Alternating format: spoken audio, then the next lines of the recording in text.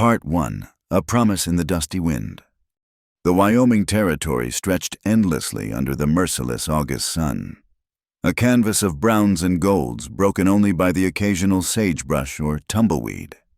The year was 1875, and the frontier still held its wild, untamed character, a place where men carved their destinies from rock and dust, and where women were as scarce as rain in July. Ethan McGraw stood on the porch of his ranch house, his weathered hands gripping the rough wooden railing. At 32, he looked older, with lines etched deep around his gray eyes from squinting against the sun and harder times. The ranch sprawled before him, 2,000 acres of stubborn land that demanded everything and gave back grudgingly. It was a good spread, hard-won through years of back-breaking labor, but it echoed with emptiness. 3 years had passed since the fever took Martha and little James. 3 years of silence where laughter once lived. The other ranchers had stopped inviting him to socials, tired of his polite refusals. The townswomen had ceased their matchmaking attempts, deterred by his cold indifference. Ethan had built walls around his heart as sturdy as the fences around his land. Mr. McGraw. The voice startled him from his reverie. Tom Brennan, the town's self-appointed marriage broker, stood at the bottom of the porch steps, mopping his brow with a dingy handkerchief. "She's here," Brennan announced, his smile revealing tobacco-stained teeth, fresh off the stage from Independence. Ethan's jaw tightened. The arrangement had seemed practical when he'd made it 6 months ago, a business transaction. Nothing more. The ranch needed a woman's touch, someone to cook, mend, and maintain the household while he worked the land. The marriage broker's service promised virtuous brides from the East, women seeking new lives in the frontier. For a price, of course. "Where is she?" Ethan asked, his voice flat. "At the hotel, getting herself presentable. Long journey, you understand." Brennan's eyes glinted with the satisfaction of a completed deal. 18 years old, untouched as promised. Father's a failed merchant back in Philadelphia. Charlotte Whitfield's her name, though she goes by Lottie. Ethan winced at the crudeness of it all. Untouched, as if she were livestock to be inspected. He'd paid $500 a fortune by frontier standards for a bride who came with guarantees like a mail-order saddle. "I'll be in town within the hour," Ethan said, dismissing Brennan with a nod. The ride to Willow Creek took him through familiar territory. The town had grown in recent years, boasting 2 saloons, a general store, a hotel, and dreams of becoming a proper city when the railroad finally came through. But beneath its aspirations, it remained what it had always been, a collection of wooden buildings huddled against the vast indifference of the prairie. Ethan tied his horse outside the Frontier Hotel, a 2-story establishment that passed for luxury in these parts. Inside, the lobby smelled of wood polish and stale cigars. Mrs. Henderson, the proprietress, looked up from her ledger with knowing eyes. "She's in the parlor," she said, her tone carrying a mixture of pity and judgment. "Poor little thing's been sitting there for an hour, straight as a fence post." Ethan removed his hat and walked to the parlor, his spurs clicking against the wooden floor. He paused at the doorway, unprepared for what he saw. Charlotte Whitfield sat perched on the edge of a worn velvet settee, her hands folded in her lap. She was smaller than he'd expected, with auburn hair pulled back in a severe bun that did nothing to diminish its luster. Her dress, though travel-worn, spoke of better days, green silk with tiny buttons up the front, clearly her best. But it was her eyes that stopped him cold, deep brown, like coffee with cream. They held a mixture of fear, determination, and something else, dignity. She looked up at his entrance and rose gracefully, though he noticed her hands trembling slightly. "Mr. McGraw." Her voice was softer than he'd anticipated, with a slight tremor that betrayed her nervousness.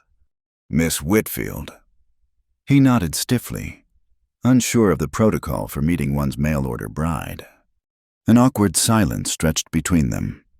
She studied him with those remarkable eyes, and he found himself oddly self-conscious about his rough appearance, the dust on his clothes, the calluses on his hands, the sun-damaged skin that marked him as a laborer rather than a gentleman. "I suppose we should discuss arrangements," he finally managed. "Yes." She lifted her chin slightly. "Though I should tell you, Mr. Brennan wasn't entirely truthful about my circumstances." Ethan's eyes narrowed. "In what way?" "My father didn't fail in business. He gambled away everything we had, including money that wasn't his to lose." Her voice grew stronger as she spoke. "When his creditors came calling, he offered them the only asset he had left me." The bluntness of her admission caught him off guard. He'd expected tears, perhaps, or pretty lies. Not this quiet honesty. "So you're here against your will?" A bitter smile touched her lips. "I'm here because the alternative was worse. At least this way. I chose my fate, even if the choices were limited." Ethan found himself reassessing the young woman before him. There was steel beneath the silk, strength beneath the fragility. "I should be clear about my expectations," he said, falling back on the practical. "I need a wife to run my household, nothing more. I'm not looking for—" He paused, searching for words that wouldn't wound. "I'm not looking for love. Miss Whitfield, that part of me died 3 years ago." She flinched slightly, but held his gaze. "And I'm not looking for charity. Mr. McGraw, I'll earn my keep. I can cook, sew, and I'm not afraid of hard work. The frontier is different from Philadelphia. It's harsh, isolating. The ranch is 5 miles from town. Days might pass without seeing another soul. I understand loneliness. Mr. McGraw, perhaps better than you think." Something in her tone made him look at her more closely.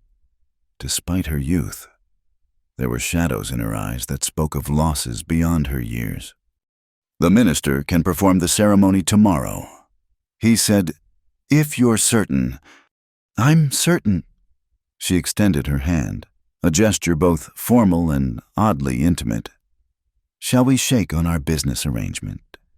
Ethan stared at her outstretched hand, so small and pale against his weathered palm. The moment he took it, something unexpected happened. Her touch sent a jolt through him, as if he'd grabbed a hot branding iron. He jerked back instinctively, his fingers tingling with an unfamiliar warmth. Charlotte Lottie looked as startled as he felt. Color rose in her cheeks, and she quickly withdrew her hand.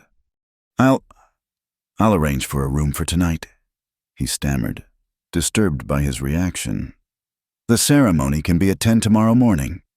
"Thank you." Her voice was barely a whisper now.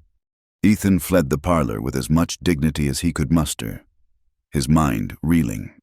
It was supposed to be simple a transaction, a practical solution to a practical problem. But that touch, that moment of connection, had awakened something he'd thought safely buried. Outside, the afternoon sun beat down mercilessly. He stopped at the general store to arrange credit for his bride-to-be, then headed to the saloon.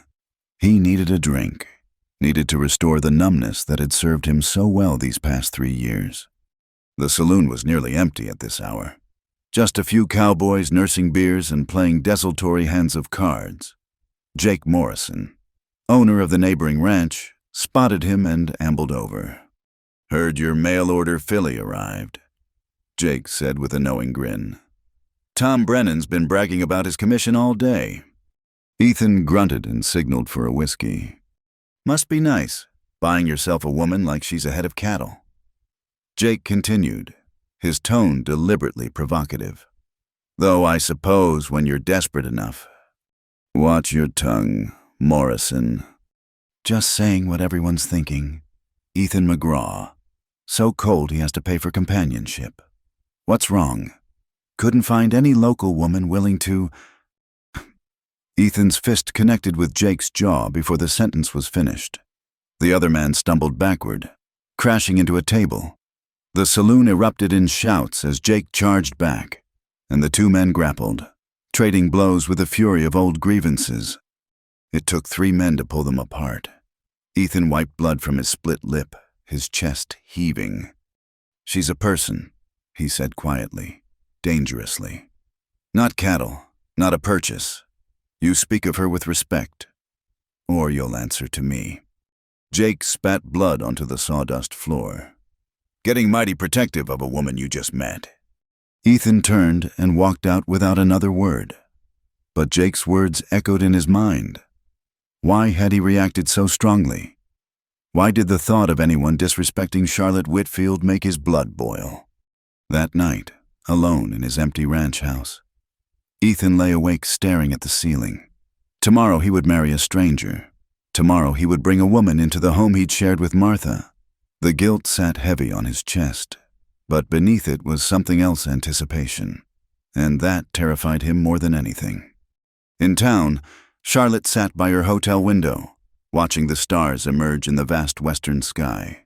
She'd made her choice, burned her bridges back east. Tomorrow she would marry a man who promised her nothing but shelter and duty. Yet, when their hands had touched, she'd felt something electric, something that made her wonder if perhaps fate had led her here for reasons beyond mere survival.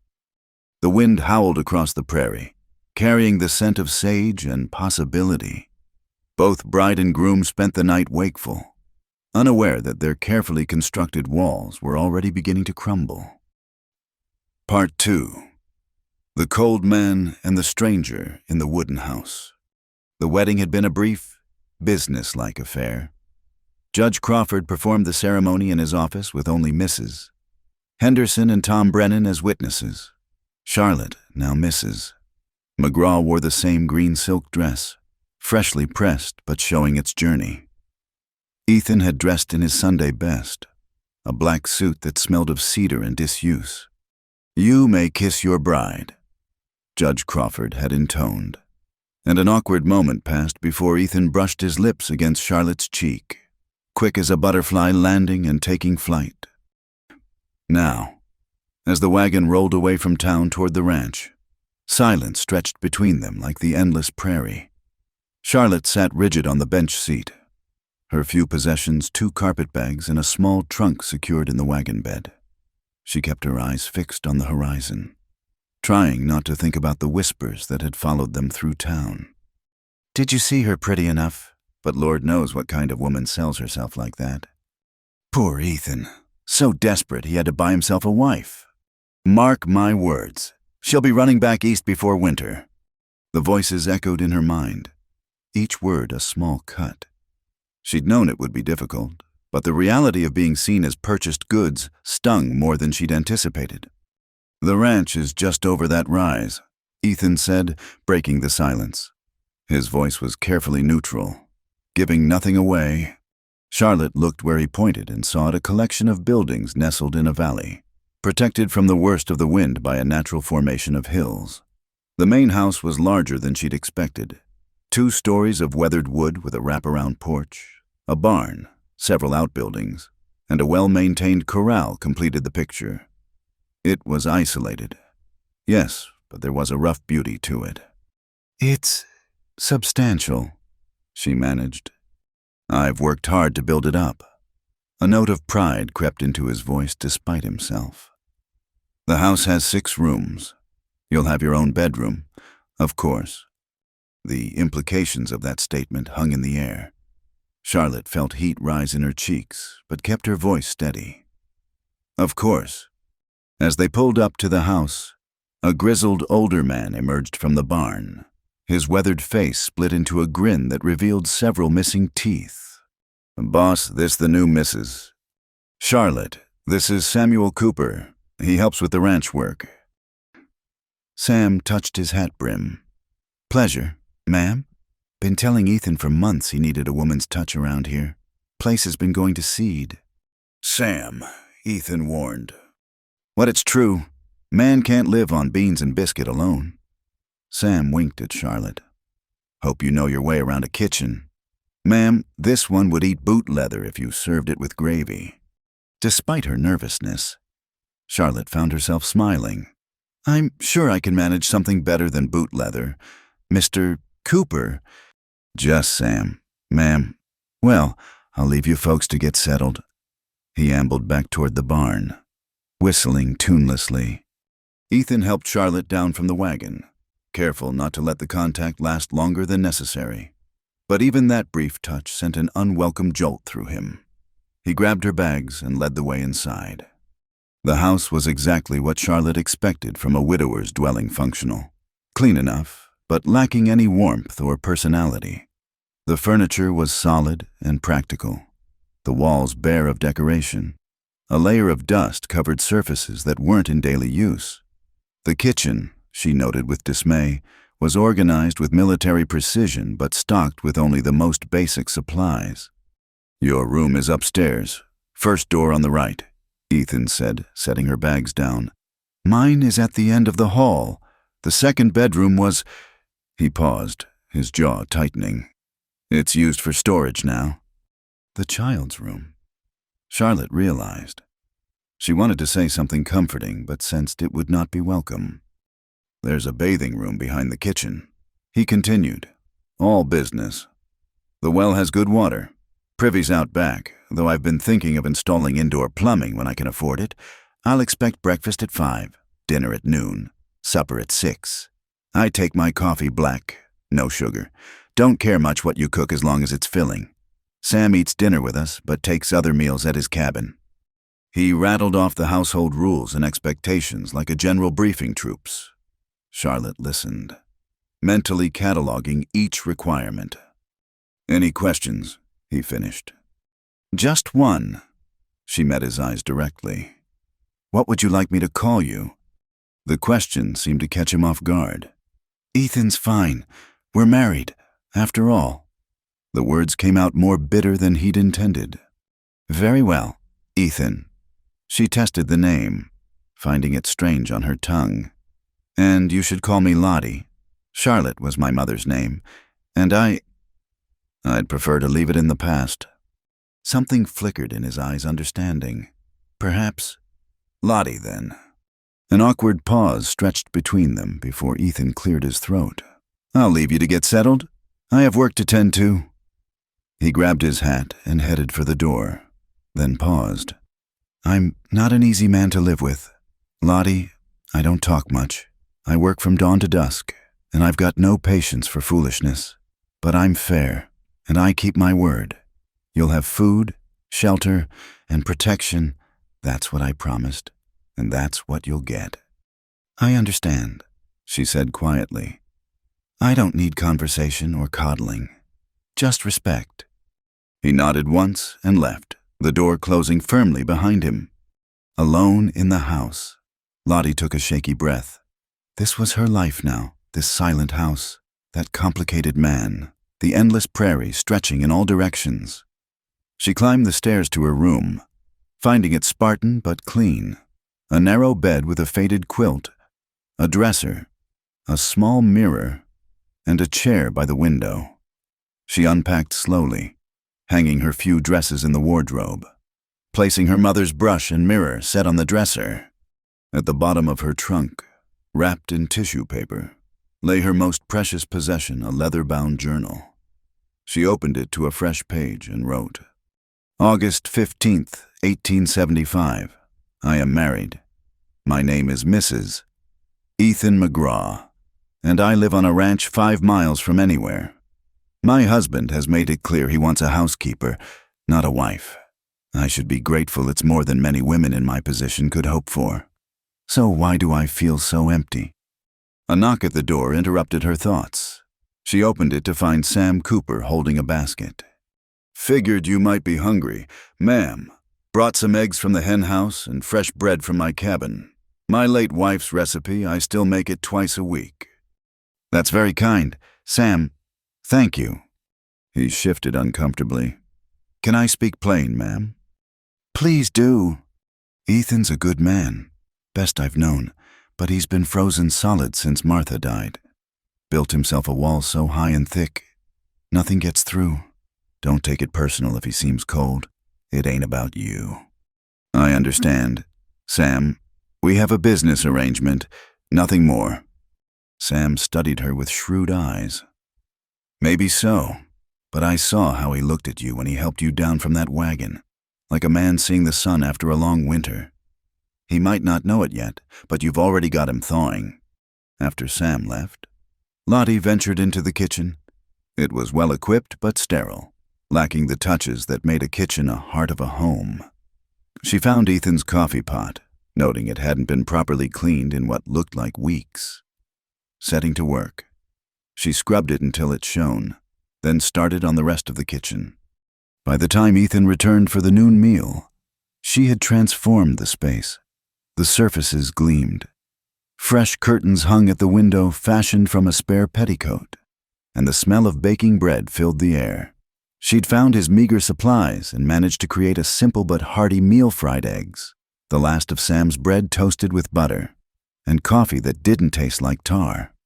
Ethan stood in the doorway, stunned. "You did all this in one morning? I told you I wasn't afraid of work." She set his plate before him, careful not to let their hands touch. He sat and took a tentative bite, then another. This is good." "It's just eggs. I haven't had a meal that tasted like food in 3 years." The admission hung between them. Lottie busied herself at the stove, unsure how to respond to this crack in his armor. Sam joined them, filling the silence with chatter about the ranch, the cattle, the weather. But Lottie noticed how Ethan's eyes kept drifting to the curtains, to the clean surfaces, to the small vase she'd filled with prairie wildflowers. After the men returned to work, Lottie explored the house more thoroughly. The parlor held good furniture covered in dust sheets. She uncovered them, aired the room, and discovered a piano in the corner. Her fingers itched to play, but she worried the noise might disturb Ethan. The second bedroom upstairs, the one used for storage, drew her like a magnet.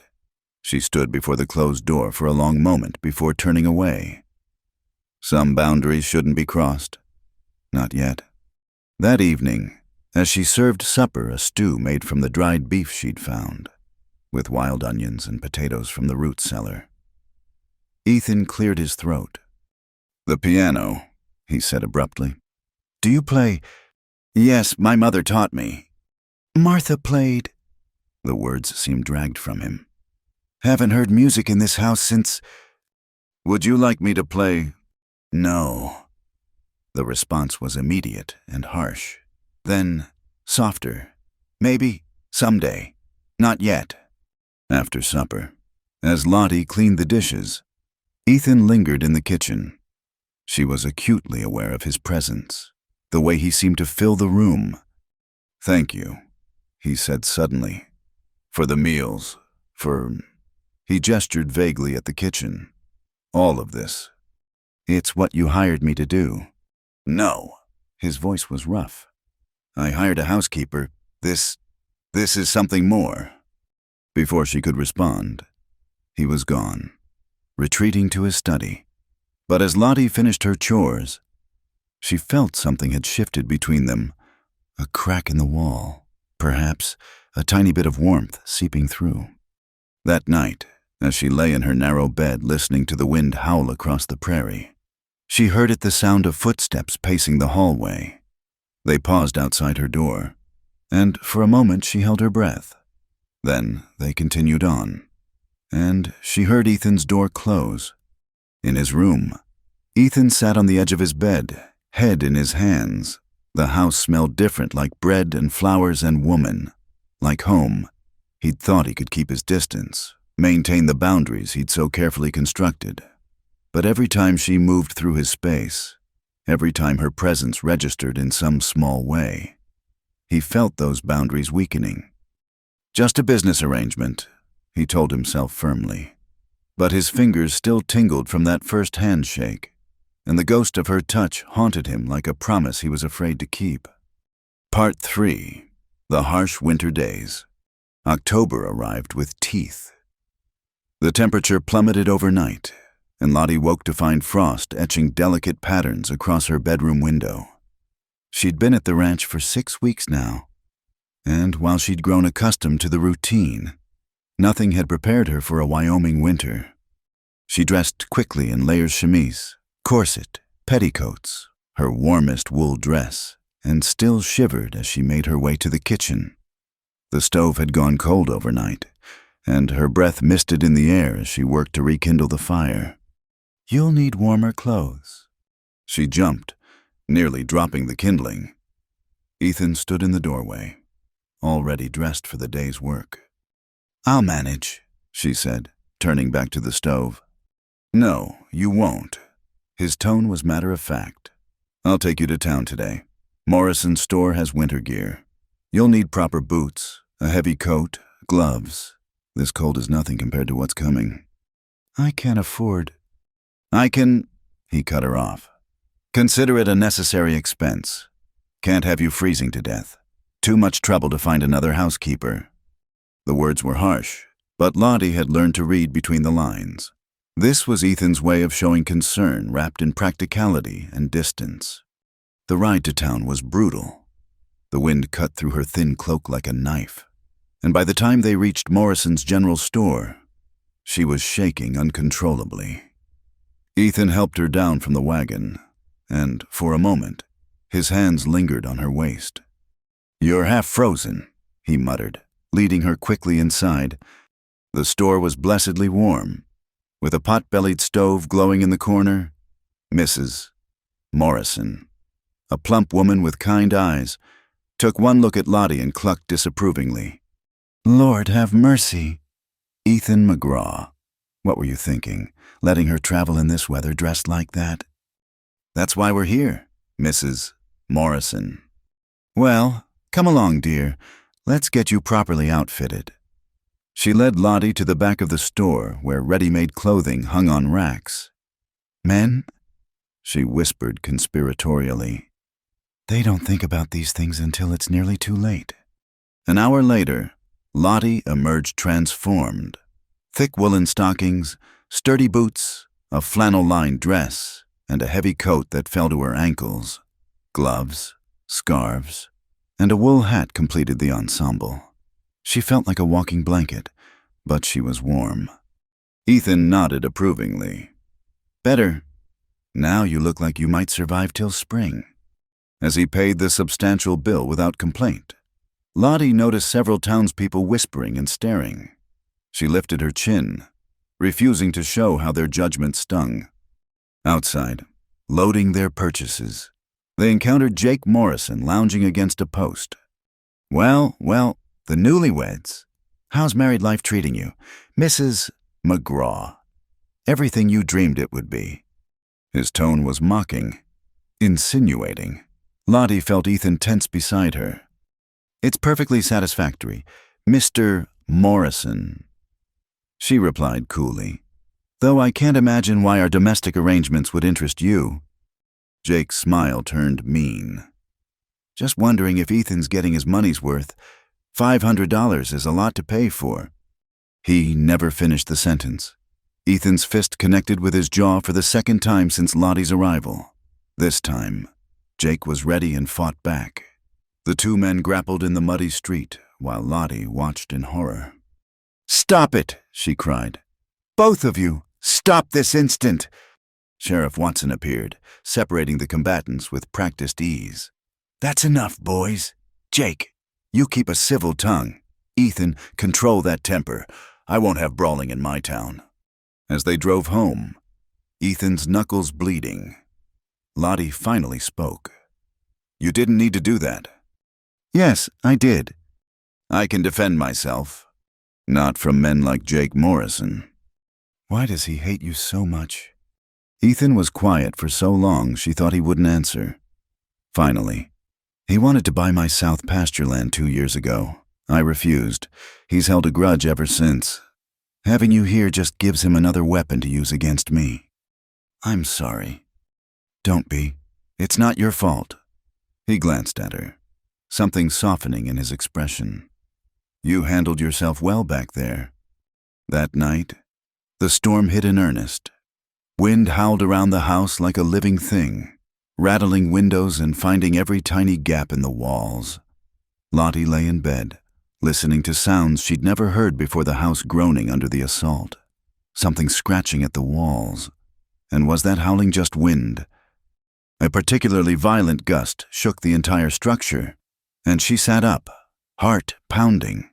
The scratching came again, followed by a long, mournful howl that definitely wasn't wind.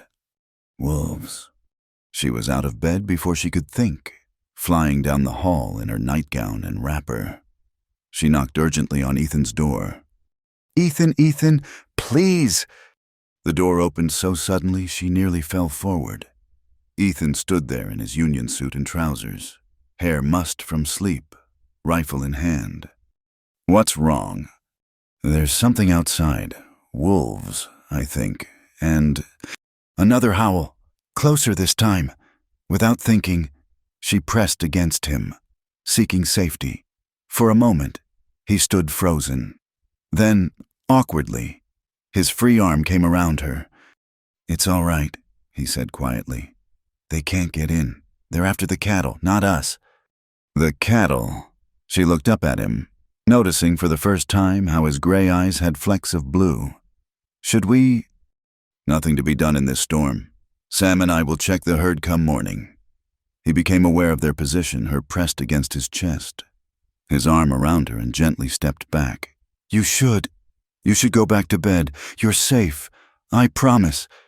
But another violent gust shook the house, and she flinched. Could I stay here for a while, just until the storm calms?" He should say no. Every rational part of him screamed to send her back to her room. Instead, he found himself stepping aside. "Sit by the fire. I'll make some coffee." His bedroom was Spartan, but warmer than hers, with a small fireplace glowing in the corner. She curled up in the single chair while he disappeared downstairs. The wolves howled again, but somehow, in this room that smelled of leather and soap and him, she felt less afraid. He returned with 2 mugs of coffee, handing her one before sitting on the edge of his bed. They sipped in silence, listening to the storm rage outside. "Martha hated storms," he said suddenly. "Used to hide in the root cellar until they passed." It was the first time he'd volunteered information about his late wife. Lottie held her breath, afraid to break the spell. She was delicate, fragile. Nothing like... He stopped himself. The frontier was hard on her. Maybe if I'd taken her back east, she might have survived the fever. "You can't know that." "Can't I?" His voice was bitter. "I was selfish, keeping her here. I loved this land more than I loved her safety." "That's not true." "How would you know?" "Because you still grieve her. Because her room remains untouched. Because you defend my honor even though I'm just a business arrangement. You don't know how to love by half measures. Ethan McGraw, it's all or nothing with you." He stared at her. This slip of a girl who saw too much. "You don't know me." "I'm learning." The statement hung between them, loaded with possibility. The fire crackled, the storm howled, and 2 lonely people sat in comfortable silence, pretending the warmth between them was just from the coffee. Eventually, the storm began to calm. Lottie rose reluctantly. "I should go." "Yes." But at the door, she paused. "Ethan, thank you for the clothes, for the protection, for this." He nodded, not trusting his voice. After she left, he sat by the dying fire, her presence lingering like perfume. The chair still held her warmth. The mug bore the imprint of her lips. He'd held her, briefly, and his arms still remembered the feel of her pressed against him. In the morning, the storm had passed, leaving a world transformed by snow. Ethan and Sam rode out to check the cattle, finding 3 dead calves taken by wolves. It was a loss they could ill afford. When Ethan returned, exhausted and frozen, he found the house filled with the smell of stew and fresh cornbread. Lottie had kept the fires burning all day, hot coffee ready, warm blankets waiting.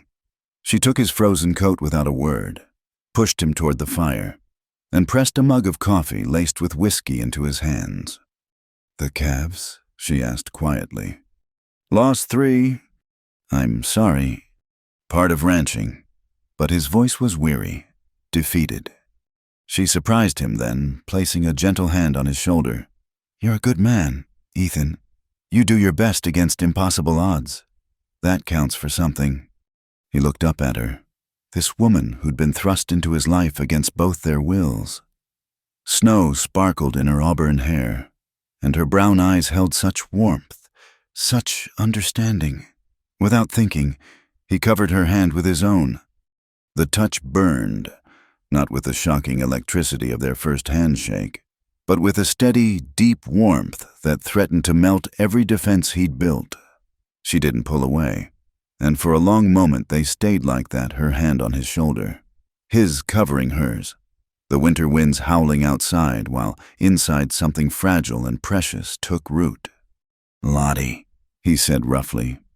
I know, she whispered. We have an arrangement. This doesn't change anything. But they both knew she was lying. Everything had already changed. The only question was what they would do about it. That night, alone in their separate rooms, both lay awake thinking about that simple touch. Outside, the wolves howled their lonely chorus across the frozen prairie, but inside the ranch house, 2 hearts were slowly, carefully, beginning to thaw. Part 4. Past Secrets and Tests of Trust. November brought an early snowstorm that trapped them inside for 3 days. On the 2nd day, Lottie discovered something that would change everything. She'd been organizing the pantry when she found a wooden box tucked behind sacks of flour. Inside were photographs, letters, and a child's wooden horse, carved with patient hands. Her heart clenched as she realized what she held the remnants of Ethan's former life. The photographs showed a younger Ethan, smiling broadly beside a delicate blonde woman holding a baby. Martha, she was beautiful in that fragile way of china dolls, all pale skin and gentle eyes. The child James had his father's strong jaw and his mother's golden hair. What are you doing? She spun, the box slipping from her hands, photographs scattered across the floor like fallen leaves. Ethan stood in the doorway, his face carved from stone. I'm sorry, she stammered, dropping to gather the pictures. I was cleaning and... Leave them. His voice was deadly quiet. She froze, watching as he knelt to collect the photographs with infinite care. His hands shook slightly as he touched the image of his son. They were murdered, he said suddenly. Not fever, like everyone thinks. Murdered. Lottie sank into a chair, legs suddenly weak. Ethan, 3 years ago, I was in town getting supplies. Bandits came looking for money we didn't have. Martha tried to give them what little we had, but his voice broke. They shot her anyway. James was hiding in the root cellar. They found him. Oh, God. I came home to find them. My boy was still clutching that wooden horse. He held up the toy with trembling fingers. I carved it for his 3rd birthday. He never went anywhere without it. Tears streamed down Lottie's face. I'm so sorry. I'm so sorry. You want to know the worst part? His laugh was bitter, broken. I could have prevented it. Jake Morrison warned me there were bandits in the area, said I should hire extra men for protection. But I was too proud, too stubborn, thought I could handle everything myself. You couldn't have known. Couldn't I? He stood abruptly, pacing like a caged animal. I chose this land, this life. I brought them here, kept them here despite Martha begging to go back east. And then I left them alone, unprotected, while I went to town for supplies we could have done without. Ethan, you can't blame yourself for the evil actions of other men. Can't I? I failed them. Lottie, failed to protect the 2 people who depended on me most. He turned to her, eyes wild with old grief. That's why this arrangement between us is all I can offer. I won't be responsible for another woman's death. I won't fail again. The pain in his voice was unbearable. Without thinking, Lottie rose and went to him, placing gentle hands on his face. Listen to me, she said firmly. You are not responsible for what those monsters did. You loved your family. You worked hard to provide for them. The fact that evil men took advantage of your absence doesn't make you culpable. You don't understand. Don't I? Now, it was her turn for bitter laughter. You think you're the only one carrying guilt you want to hear about failure. Ethan McGraw, let me tell you about failure. She stepped back, wrapping her arms around herself. My father didn't just gamble away our money. He stole from his employer, embezzled funds meant for widows and orphans. When he was caught, he tried to sell me to cover his debts. Not metaphorically, literally. He brought men to our house to inspect the merchandise. Ethan's face darkened dangerously. Lottie, I'm not finished. Her voice grew stronger. When I refused, he beat me, said I was an ungrateful daughter who would see him hanged for want of cooperation. So I ran, took what little money my mother had hidden before she died and ran. The marriage broker was my escape. You see, a respectable way to leave Philadelphia before my father's creditors decided to collect payment from me anyway. That's not failure. That's survival. Is it I abandoned him? Ethan, my own father, for all I know, they did hang him. I saved myself and left him to his fate. She met his eyes.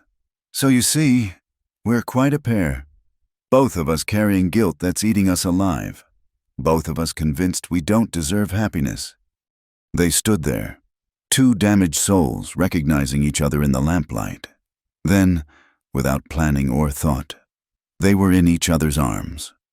Not romantically, not passionately, but with the desperate need of two people who understood each other's darkness.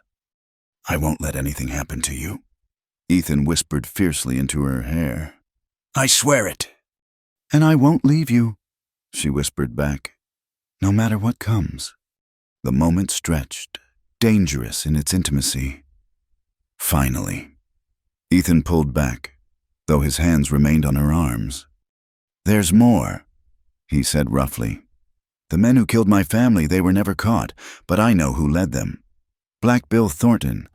He's been seen in the territory again. Lottie's blood chilled. You think he'll come here? Maybe. Probably. I've made no secret of wanting him dead. His smile was grim. Another reason you should have stayed in Philadelphia. I'll take my chances. You don't know what you're saying. Yes, I do. She lifted her chin. I'm saying I choose to stay. Not because you paid for me, not because I have nowhere else to go, but because this is my home now. You are my family now, such as we are. Something shifted in Ethan's face. Lottie! A gunshot shattered the moment. Then another, and another. Stay here, Ethan commanded, grabbing his rifle. But Lottie was already reaching for the shotgun he'd taught her to use. Like hell, she said, surprising them both with her language. They crept to the window. In the dying light, they could see riders circling the barn where Sam lived. Smoke was beginning to rise from the structure. Sam, Ethan started for the door, but Lottie grabbed his arm. It's a trap. They're trying to draw you out. I can't let him burn. And I won't let you die, she thought quickly. The root cellar. We can get to the barn through the tunnel your father dug. Ethan stared at her. How did you? I explore when you're working. Less talking, more moving.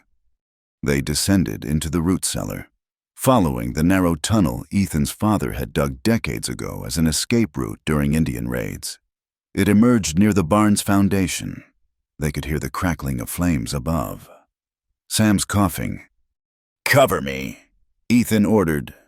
Lottie positioned herself at the tunnel entrance, shotgun ready, while Ethan burst into the smoky barn.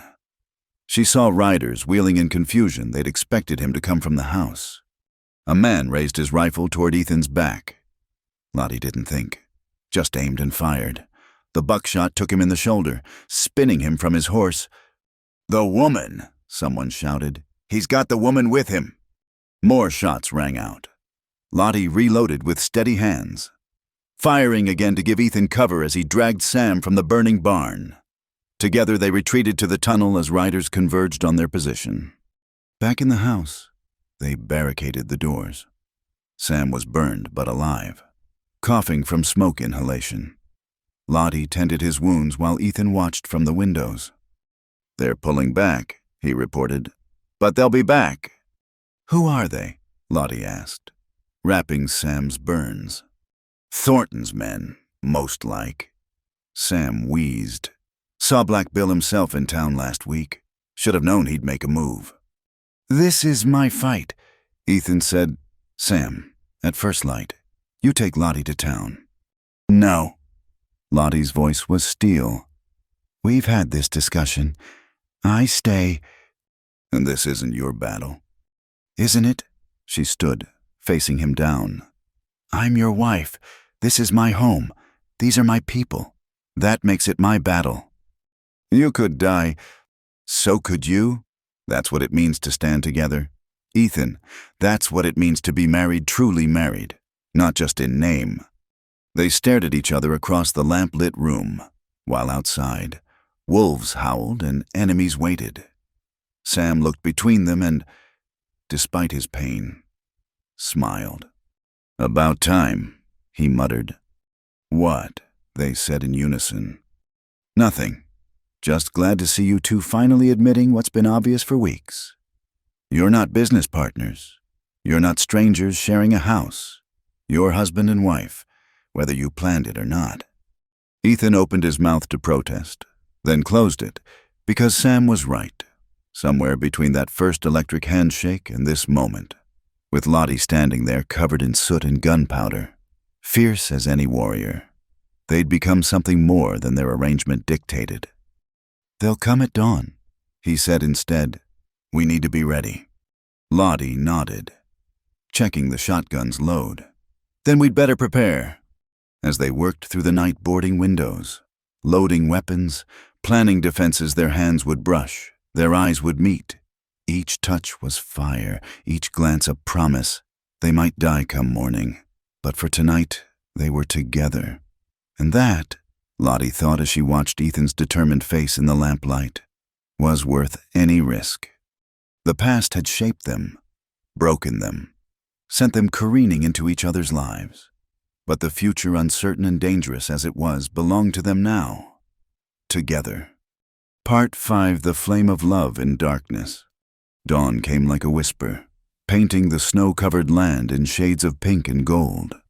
They'd spent the night preparing, but when no attack came with first light, the waiting became its own torture. "Maybe they've gone," Lottie said, though she didn't believe it. "They're waiting for something," Ethan replied, scanning the horizon through the rifle slit they'd made in the boarded window. "Black Bill's too smart to attack in daylight without advantage." Sam, propped in a chair with his burns wrapped, coughed. "Could be waiting for reinforcements, or trying to starve us out." They'd moved all the ammunition to the main room, turned the sturdy dining table on its side for cover, filled every available container with water. The house had become a fortress, but fortresses could become tombs. By noon, the reason for the delay became clear. Riders appeared on the ridge, not 5 or 6, but at least a dozen. At their head rode a man in a black duster, his face shadowed by a wide-brimmed hat. "Black Bill," Ethan breathed, his knuckles white on the rifle stock. The riders spread out, surrounding the house at a distance, just out of reliable rifle range. Then Black Bill rode forward alone, stopping 50 yards from the porch. "Ethan McGraw," his voice carried clearly in the cold air. "Been a long time." "Not long enough. Thornton." "Now, is that any way to greet an old friend? I hear you got yourself a new woman. Pretty little thing from back east. That true?" Ethan's jaw clenched. Lottie put a steadying hand on his arm. "What do you want?" "Thornton." "Justice McGraw. You killed 3 of my men last year. After they murdered my family." "That wasn't supposed to happen," Black Bill called back. "They were only meant to rob you, teach you a lesson about respect. But your woman got feisty, started screaming, threatening to identify them. Things got out of hand." The casual dismissal of Martha and James's deaths sent rage boiling through Ethan's veins. He started to rise, but Lottie pulled him back. "That's what he wants," she whispered urgently. "Don't give him a clear shot," Black Bill continued. "But I'm a reasonable man.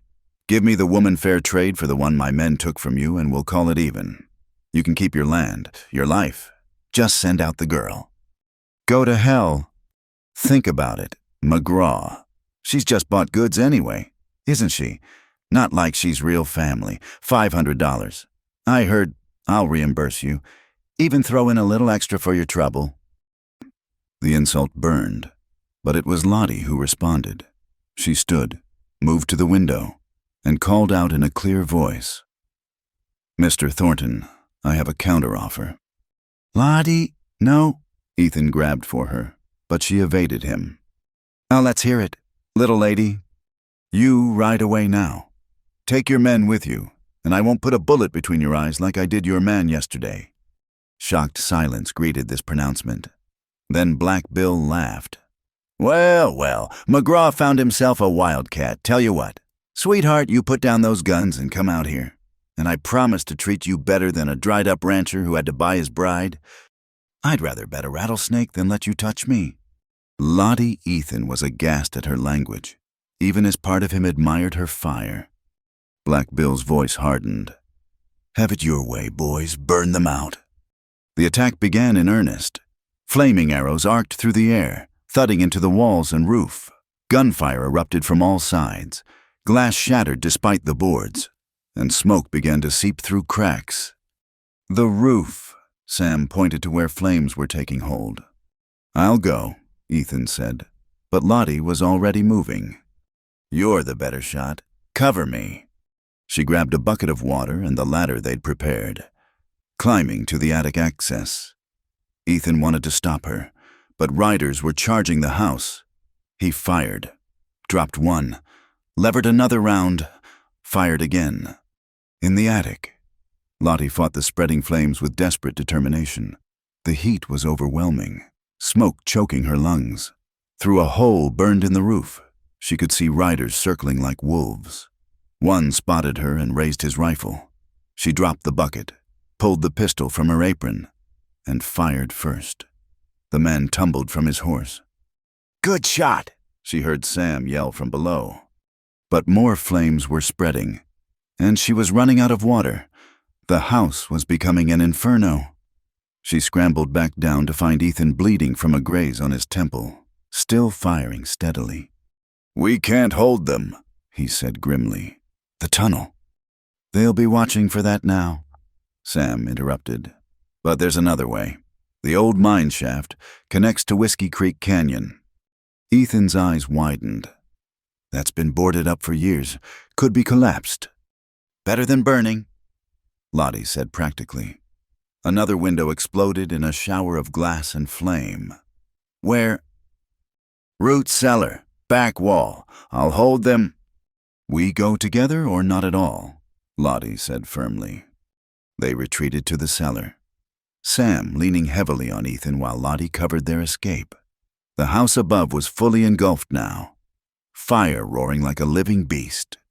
In the cellar, Ethan kicked through the boards covering the mine entrance, revealing a narrow passage. "It's stable," he reported after a quick inspection, "but tight."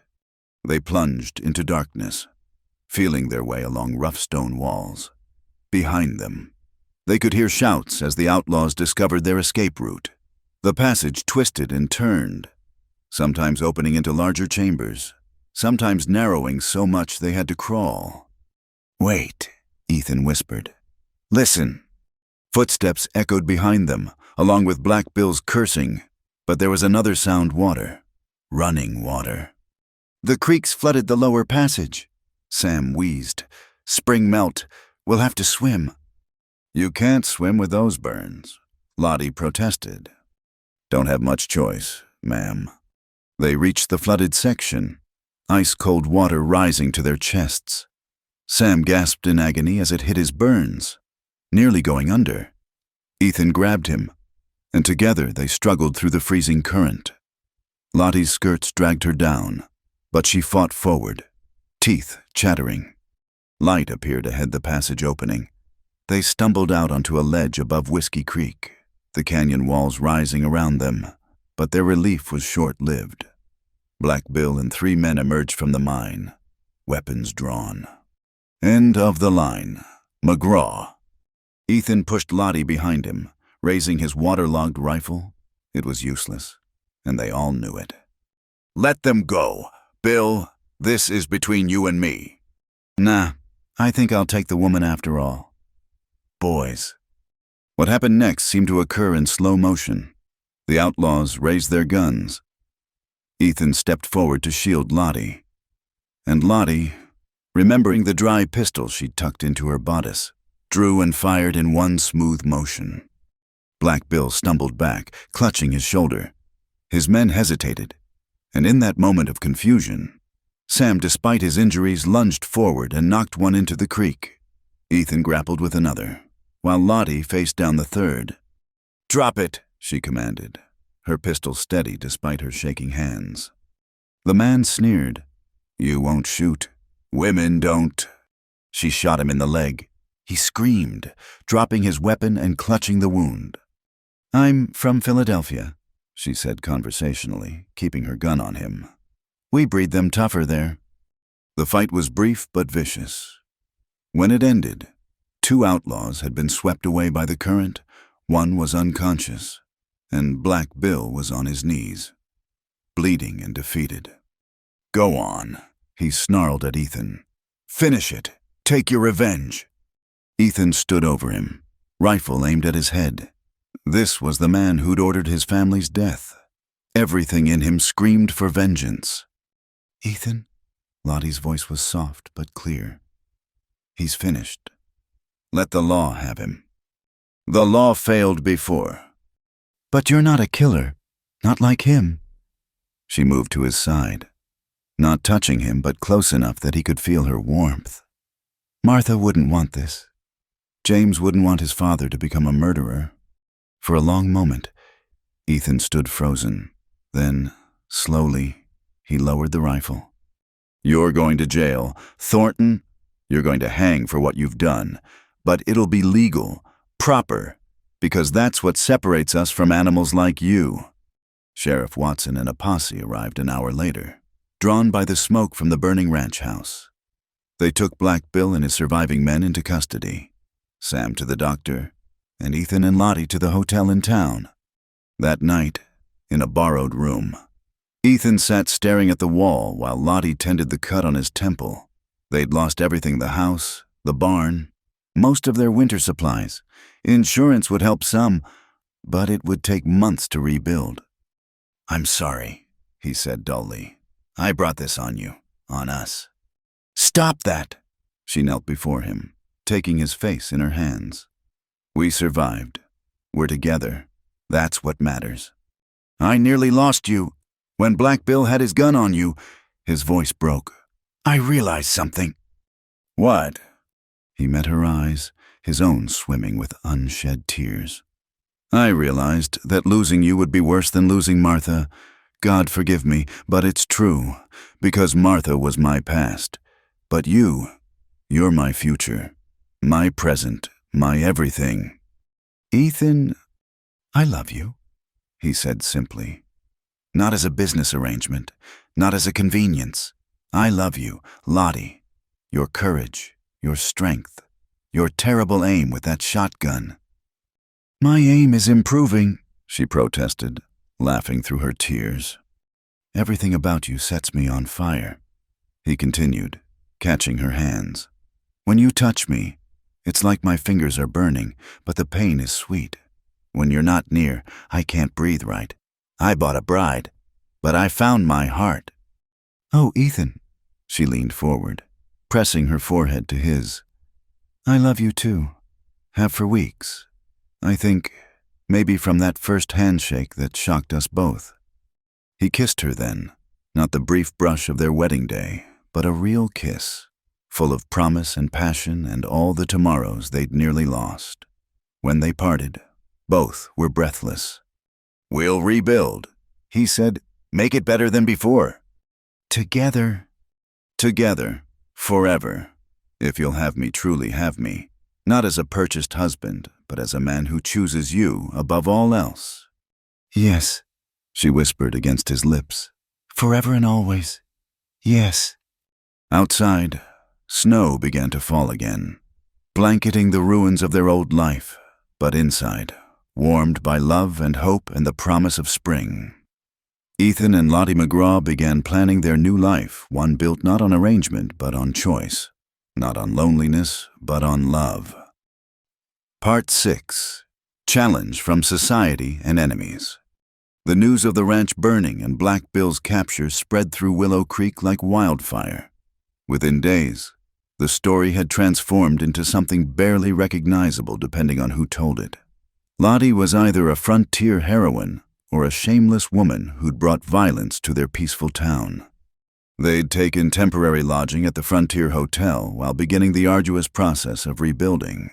Insurance would cover some losses, but not all. The cattle that survived were being tended by neighboring ranchers, though Ethan knew he'd owe favors for years to come. On their third morning in town, Lottie entered Morrison's general store to find conversation stopping mid-sentence. 5 women from the Ladies' Temperance Society stood clustered near the fabric display, their faces masks of disapproval. Mrs. McGraw, Mrs. Prudence Hartley, the banker's wife, said coolly, "We heard about your adventure." "Good morning, ladies," Lottie replied evenly, moving to the counter where her order waited. "Is it true you shot 3 men, young Mrs.?" Collins asked, eyes wide. "I defended my home and family," Lottie said simply. "Mrs. Hartley sniffed. "A proper lady would have let her husband handle such matters." "A proper lady," Lottie turned, her patience finally snapping. "Tell me, Mrs. Hartley, what would a proper lady do when outlaws are burning her home, serve tea while her husband is outnumbered 12-1? There's no need for that tone." "Isn't there?" Lottie's voice rose. "You've whispered about me since I arrived. The bought bride, the mail-order woman, the Eastern girl who doesn't belong. Well, let me tell you something about belonging. I've worked from dawn to dusk, learned to shoot and ride, faced wolves and outlaws, and stood by my husband against impossible odds. What have you done lately besides gossip over tea?" The women gasped collectively. Mrs. Morrison, behind the counter, hid a smile. "Furthermore," Lottie continued, gathering steam, "if defending one's home makes me improper, then I'll wear that label proudly. Better improper than dead. Better a fighter than a victim. And if you'll excuse me, I have supplies to purchase for the ranch we're rebuilding." She turned her back on them. But Mrs. Hartley wasn't finished. "You may have Ethan McGraw fooled, but we all know what you really are. A desperate girl who sold herself." The shop door slammed open. Ethan stood there, his face dark with fury. He'd obviously heard enough. "Mrs. Hartley," he said with dangerous calm, "I believe you are about to say something about my wife." The banker's wife paled. "Mr. McGraw, I was simply what insulting the woman who saved my life, disparaging the bravest person I know." He moved into the store, his presence filling the space. "Let me be clear. Any insult to my wife is an insult to me, and unlike my wife, I'm not nearly as civilized in my responses. There's no need for threats. It's not a threat, ma'am. It's a promise." He moved to Lottie's side, taking her hand. "My wife came here through honest means, seeking a new life.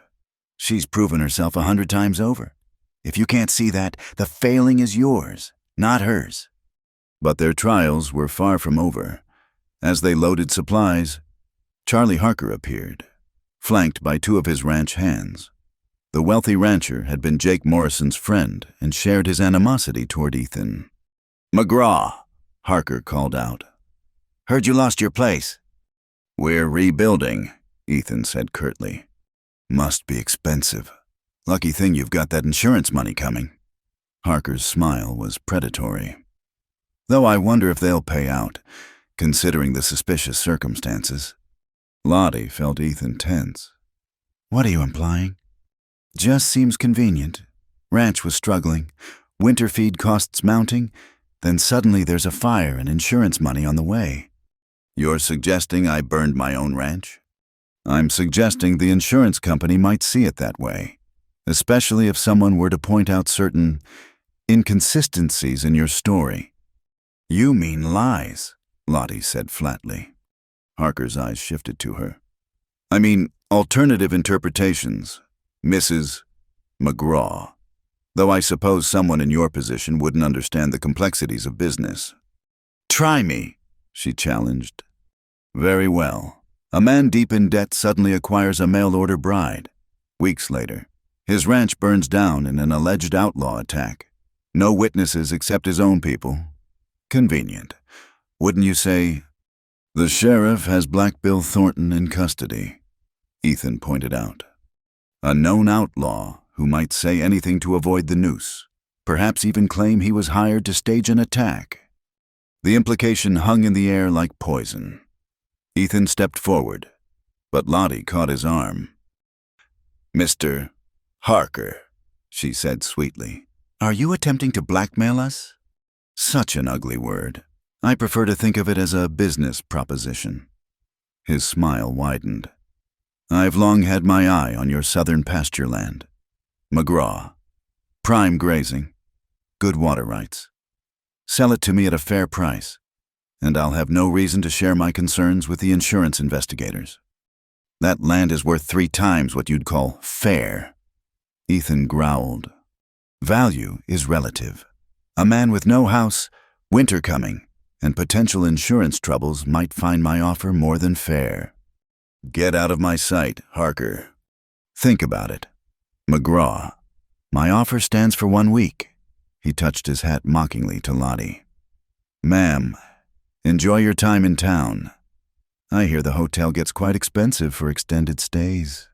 After he left, Ethan slammed his fist into the wagon's side. Damn him, that land is our future. Without it, we can't run enough cattle to make the ranch profitable. We'll fight him, Lottie said firmly. With what he's right, we're broke, except for insurance money we might not get now. Sam's still recovering, won't be able to work for weeks, and winter's coming fast. That evening, their situation worsened. A letter arrived from the insurance company stating that, due to questions raised about the claim, payment would be delayed pending investigation. Ethan sat at the small hotel room table, head in his hands. I failed you. Stop that! Lottie knelt beside him. We're not giving up. Lottie, be realistic. Without that insurance money, we can't rebuild before winter. We'll lose the cattle, the land, everything. Then we'll find another way. There is no other way, Harker's made sure of that. He's probably already spreading rumors, turning the other ranchers against us. No one will extend credit to suspected insurance fraudsters. A knock interrupted them. Lottie opened the door to find Sam Cooper, still bandaged but mobile. Got visitors downstairs, he said. You'll want to hear what they have to say. In the hotel parlor, they found an unexpected gathering. Tom Bennett, who owned the ranch north of theirs, the widow Martinez, who ran a small spread to the east, even Jake Morrison, sporting a fading black eye from his last encounter with Ethan. What's this about? Ethan asked warily. Bennett cleared his throat. Heard about Harker's threats. Also heard what your missus said to those gossiping hens at the general store. Gave them what for proper, the widow Martinez added approvingly. About time someone did. Look, McGraw, Jake Morrison said uncomfortably. You and I have had our differences. But what Harker's doing ain't right.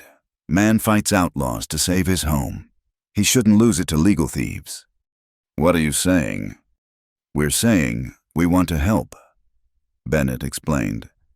Materials, labor, even some credit at the bank if Hartley can be persuaded to see reason. Ethan was stunned. Why would you?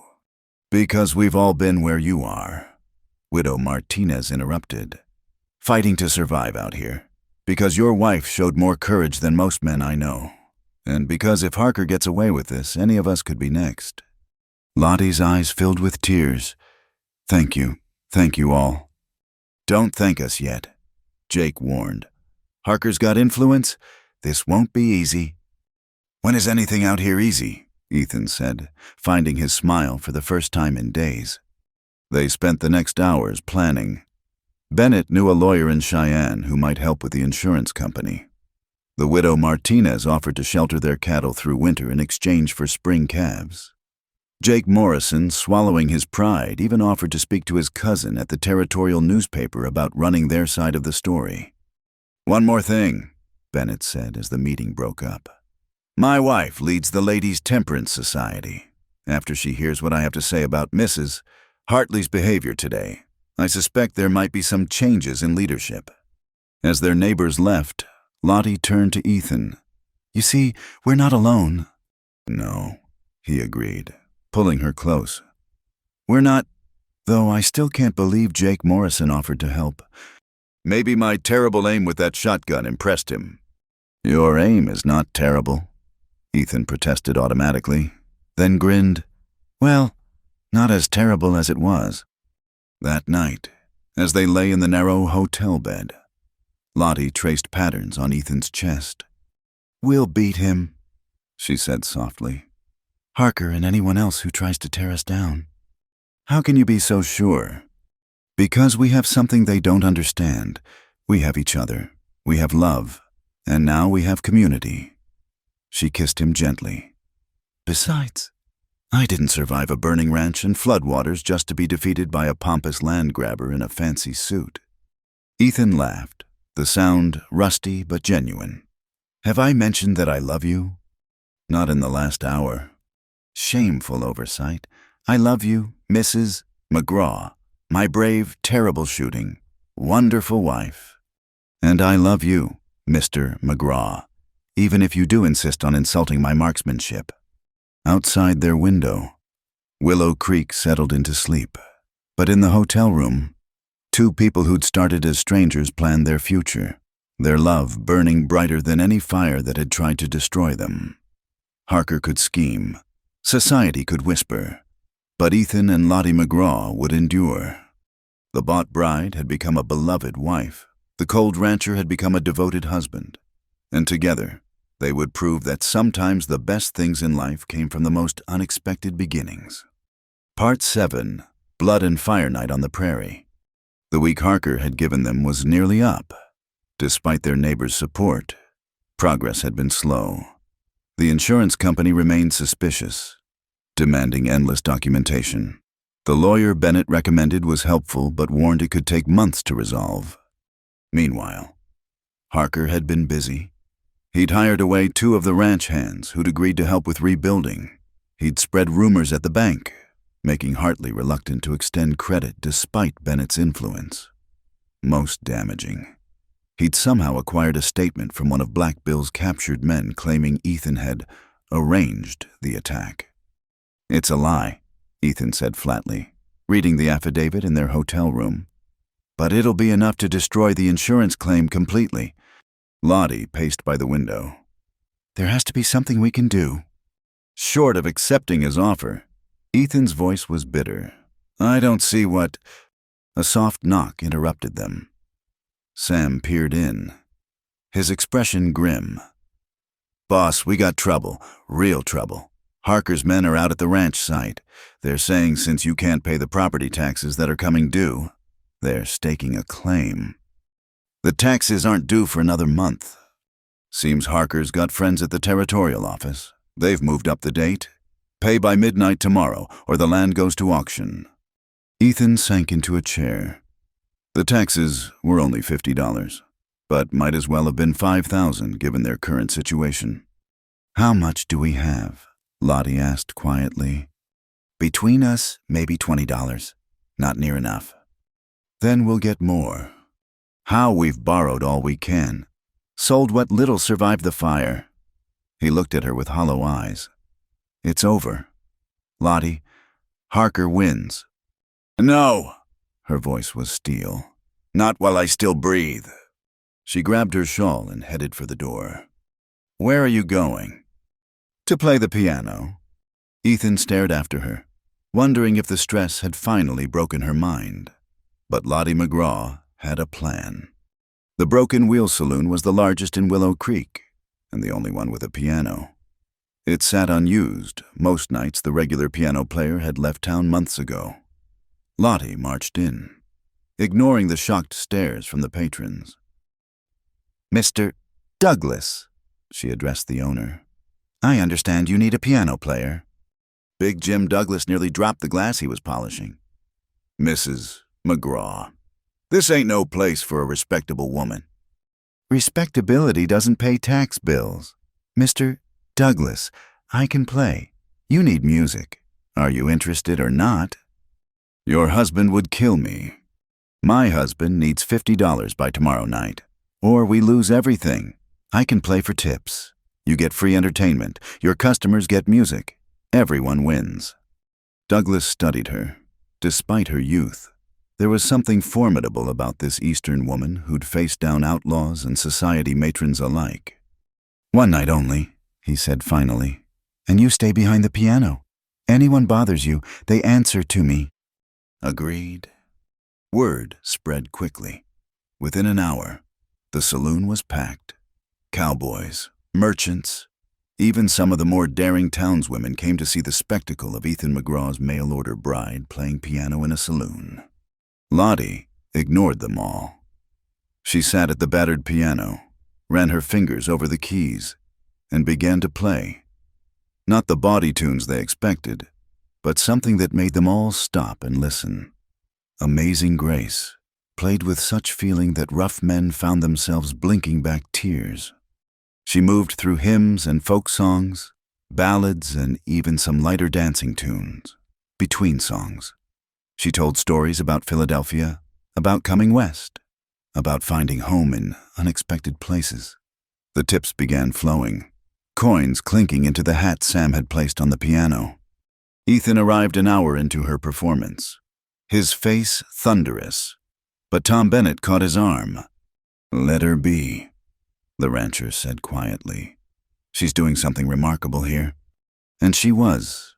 The crowd had grown silent, respectful, listening to this woman who'd been dismissed as bought goods pour her heart out through music. When she played Home on the Range, half the room was singing along. Then Charlie Harker walked in. The atmosphere changed instantly. He moved through the crowd like a snake, stopping directly in front of the piano. Well, well, Ethan McGraw's bride, entertaining in a saloon. How the mighty have fallen. Lottie's hands never faltered on the keys. "Mr. Harker, come to contribute to the tax fund." "I've come to make you a better offer." He leaned on the piano, his cologne unable to mask the smell of greed. "Leave McGraw. Come with me. I'll pay off your husband's debts, set you up comfortable. You won't have to degrade yourself like this." The music stopped. The saloon held its breath. Mr. Harker," Lottie said clearly. "I would rather play piano in every saloon from here to California than spend one moment in your company." His face flushed. "You're making a mistake." "When I own that ranch, you'll own nothing." She stood, facing him down. "Because these good people won't let you, because my husband won't let you, and because I won't let you." What can you do?" "This," she turned to the crowd. "Ladies and gentlemen, I have a proposal. Mr. Harker here wants to steal our land through legal trickery. But what if we stopped him? What if everyone here contributed just a little, not charity, but an investment in keeping men like him from destroying everything we've built?" A murmur ran through the crowd. Harker's face darkened. "You can't be serious." "I'll put in $5. Tom Bennett called out, "As a down payment on spring calves from McGraw's herd." "3 from me," another rancher added, "for future horse training." $2, called the blacksmith, "against future forge work." And then something amazing happened. The whole room began pledging. Not charity, but investments. advance payments, future considerations. Even some of Harker's own hired hands threw in coins. "This is ridiculous," Harker snarled. "You think this changes anything? I have influence, connections." "And we have community," Lottie interrupted. "We have each other, and that's something you'll never understand." Harker stormed toward the door, but Ethan blocked his path. "Touch my wife again, threaten her again, even look at her wrong again," Ethan said quietly, "and I'll forget I'm trying to be a law-abiding man." For a moment, violence crackled in the air. Then Harker pushed past, but not before issuing one last threat. "This isn't over, McGraw. Not by a long shot." After he left, Lottie found herself surrounded by well-wishers. The hat overflowed with money, more than enough for the taxes and then some. But more important than the money was the message Willow Creek had chosen their side. "Play us one more," Big Jim Douglas requested. "Something hopeful." Lottie sat back at the piano, tears streaming down her face, and played Beautiful Dreamer. But she was thinking of another dream one where a cold rancher and a desperate girl found each other across impossible odds and built something worth fighting for. Later, back at the hotel, Ethan held her close. "You magnificent woman," he whispered. "You saved us." "We saved us," she corrected. "All of us. Together. Harker won't give up. He'll find another way to come at us. Then we'll be ready." She pulled back to look at him. "But tonight, can we just be grateful we have the tax money? We have our neighbors' support. We have each other." "When you put it that way," he kissed her deeply. "Have I mentioned that you love me once or twice?" She grinned. "But I never get tired of hearing it." The next morning, they paid the taxes with time to spare. The clerk seemed surprised, clearly expecting them to default. Even more surprising was what happened next. Sheriff Watson arrested Charlie Harker for attempted fraud and conspiracy. It seemed the outlaw who'd provided the false statement had decided to tell the truth after all, implicating Harker in the scheme to steal the McGraw ranch. "Won't stick, probably," Watson admitted. "Harker's got good lawyers, but it'll keep him busy for a while, and maybe make him think twice about trying again." As they walked back to the hotel, Lottie noticed something different. People nodded respectfully, smiled, even stopped to chat. The woman who'd been dismissed as a mail-order bride had become something else entirely, a neighbor, a fighter, a part of Willow Creek's fabric. "Ready to go home?" Ethan asked. "What home? We still need to rebuild." "True, but the foundation's still good. The land's still ours. And with our neighbors' help, we'll have walls and a roof before the worst of winter hits." "Then yes," she said, taking his arm. "I'm ready to go home." As their borrowed wagon rolled out of town, loaded with supplies and promises of help, Lottie looked back once at Willow Creek. Then she turned her eyes forward, toward the land that had tested them, burned them, tried to break them. But they were still standing, still together, still fighting. And in the end, that was all that mattered. The prairie stretched endless before them, harsh and beautiful and theirs. Somewhere behind them, Harker schemed and society whispered, but ahead lay their future uncertain, challenging, but bright with possibility.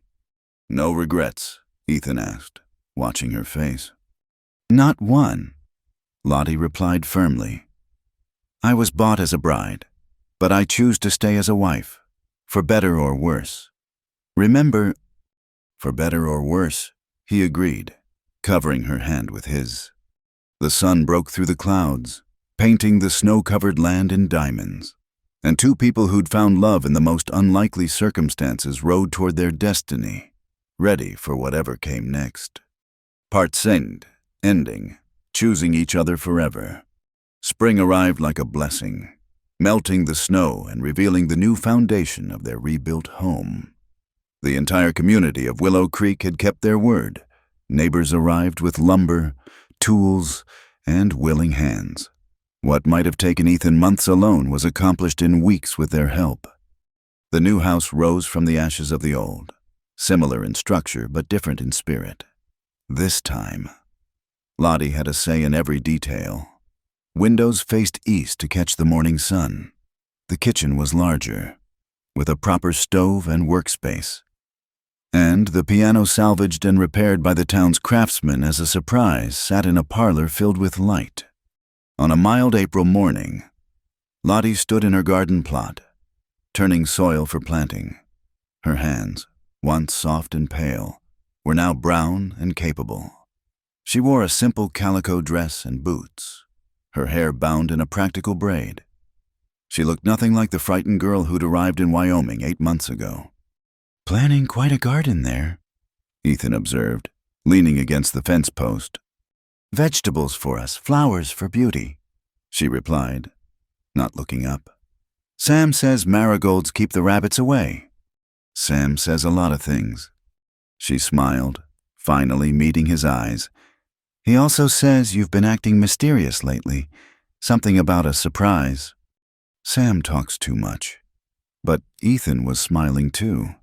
"Though, now that you mention it, there is something—" "Close your eyes." "Ethan McGraw, what are you up to?" "Trust me." She closed her eyes, feeling him take her hand and lead her around the house. The ground was uneven, and she stumbled slightly, but his grip was sure. "All right, open them," she gasped. Before her stood a small but perfect addition to the house, a room with large windows on 3 sides. Shelves already built along the walls. "It's a library," Ethan said, suddenly shy. "Or a sewing room, or whatever you want it to be. I know how you loved reading back east, and I thought, well, books are hard to come by out here, but we could start collecting them. For you. For the future." "Our future," she repeated softly. Then she noticed something else, a small carved cradle in the corner, made with the same careful hands that had once carved a wooden horse for another child. "Ethan," her voice was barely a whisper. He flushed.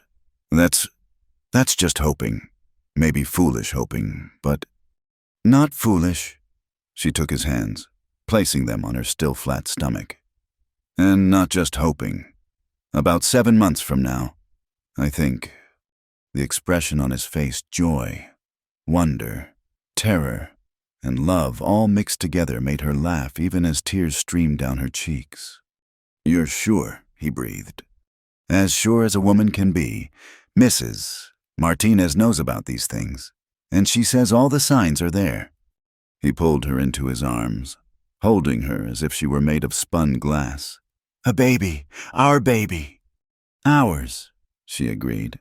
"Are you happy?" "Happy." He pulled back to look at her, his gray eyes bright with unshed tears. "Lottie, 8 months ago I was a dead man walking, just going through the motions, existing but not living. Then you arrived, this fierce, brave, beautiful woman who set my world on fire. You gave me back my life, my hope, my heart, and now you're giving me a future I never dared dream of. Am I happy? There isn't a word big enough for what I am." She stood on her tiptoes to kiss him, pouring all her love into the gesture. When they parted, both were breathless. "We should tell Sam," she said. "He'll want to start carving toys immediately." In a moment, Ethan led her to a bench he'd placed by the garden. "I have something else first, something I should have done properly months ago." To her astonishment, he knelt before her, pulling out a small velvet box. "Charlotte Whitfield McGraw, you came to me as a business arrangement, a transaction that was supposed to be simple, cold, practical. Instead, you've turned my life upside down in the best possible way. You've shown me that love isn't just possible after loss, it's necessary. It's what makes us human." He opened the box, revealing a simple gold ring with a small sapphire, nothing fancy, but beautiful in its simplicity. "I'm not a wealthy man. I can't give you silk dresses or fancy houses, but I can give you my heart, my loyalty, my promise to stand by you through whatever comes. Not because I paid for a bride, but because I choose you. Today, tomorrow, forever. Will you marry me again properly this time? Because you want to, not because you have to. Lottie was crying openly now.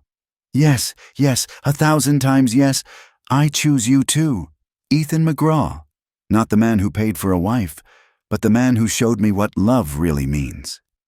He slipped the ring onto her finger, where it caught the morning light and sparkled like hope itself. Then he was on his feet, spinning her around while she laughed. We'll have a real wedding, he promised. With the whole town invited, music and dancing and me in a dress that actually fits, she teased. What luxury? They were still laughing when Sam appeared, leading a horse with an unfamiliar rider. As the man dismounted, Lottie gasped. Father? Theodore Whitfield looked older, grayer, diminished from the man she'd fled. He held his hat in his hands, unable to meet her eyes. Charlotte, I've come to make amends. Ethan stepped protectively in front of his wife. You've got some nerve? It's all right, Lottie said quietly, though her hand found Ethan's. Let him speak. I was wrong. Theodore said simply, about everything. After you left, I faced what I'd become. A gambler, a thief, a man who would sell his own daughter. The creditors took everything, as they should have. But instead of the noose, I got mercy I didn't deserve. A judge who knew your mother gave me a choice, prison or redemption. And you chose. I chose to change. I've been working, honest work, to pay back what I stole. When I heard about your marriage, about the fire and rebuilding, I had to come. Not to ask forgiveness, I don't deserve that, but to see that you're all right, to tell you that your mother would be proud. Lottie studied her father for a long moment.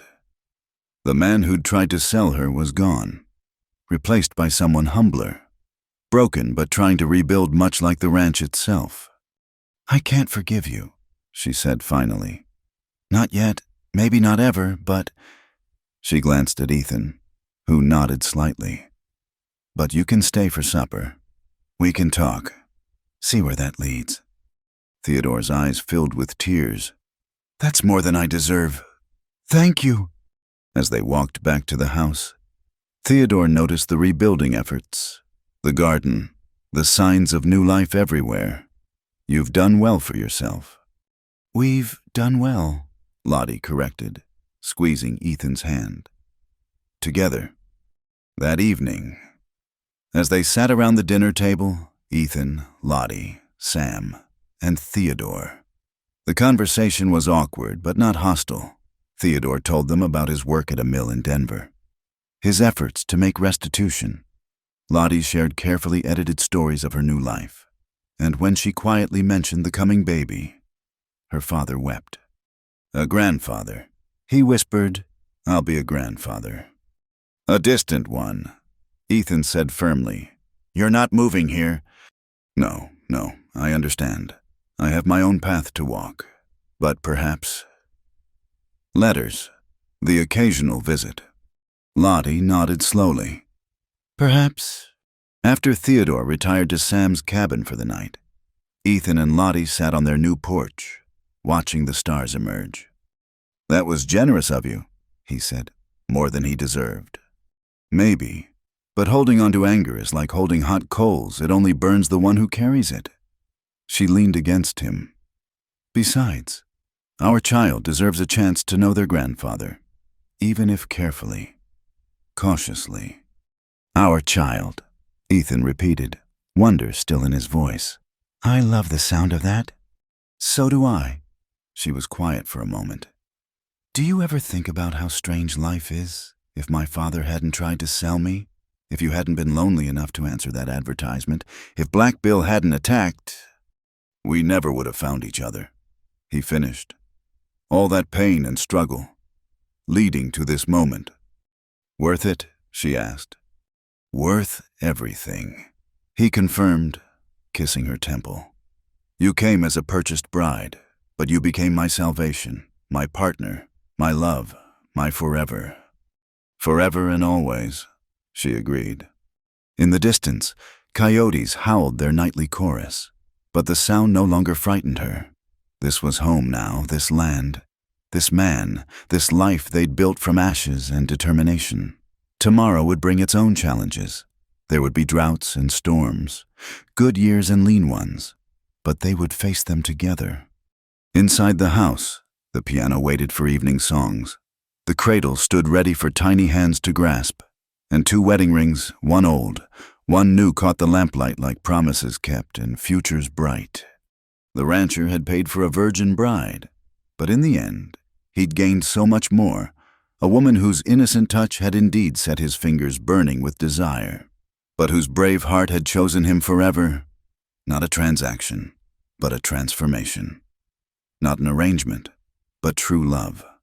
And that, Lottie thought as she drifted off to sleep in her husband's arms, was the greatest bargain of all. Thank you so much for listening to this story of love, courage, and redemption in the Old West. I hope Ethan and Lottie's journey touched your heart as much as it touched mine while sharing it with you. I'd love to hear where in the world you're listening from. Please leave a comment below and let me know your thoughts on their story. If you enjoyed this tale, please consider subscribing to Wild West Night for more stories of romance and adventure on the frontier.